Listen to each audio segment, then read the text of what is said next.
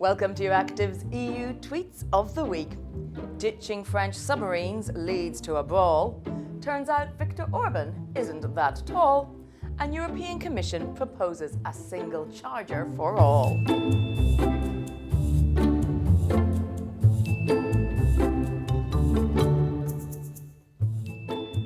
This episode is supported by Reuters Events Healthcare.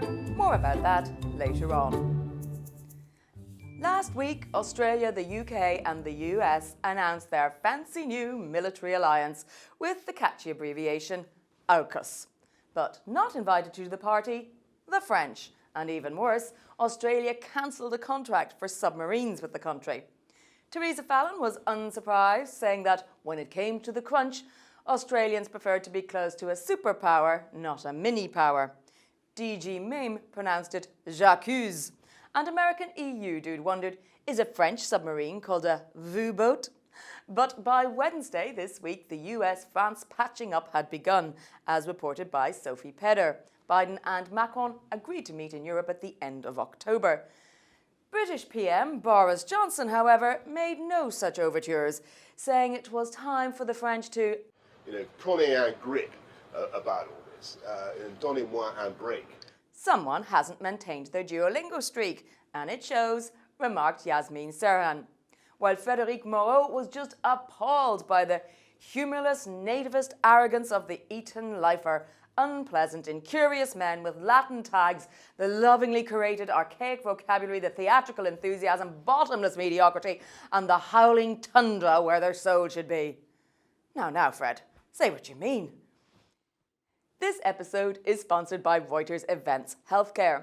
Total Health Europe will take place online on 29th and 30th of November, bringing together CEOs, innovators, disruptors, and policymakers to set the roadmap for the future of healthcare provision in Europe. Find out more online at reutersevents.com. This week, the so-called Budapest Demographic Summit took place, featuring half a dozen Conservative men gathering to talk about women's reproductive rights.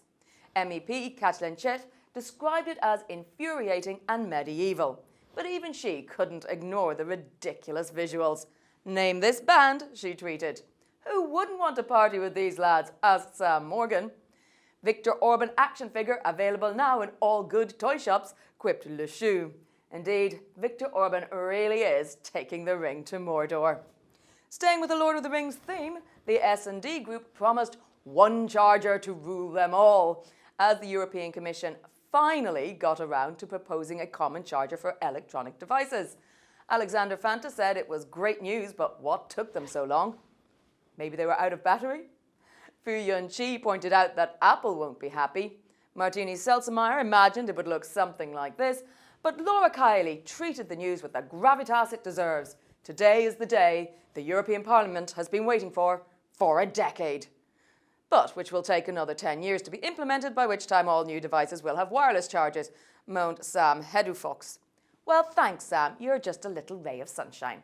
Meanwhile, Sam Morgan thinks everyone has misunderstood the single charger plan.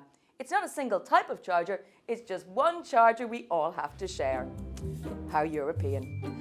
That's it for this week. Join me again next Friday for more snarks and larks in the Brussels bubble Twitter sphere.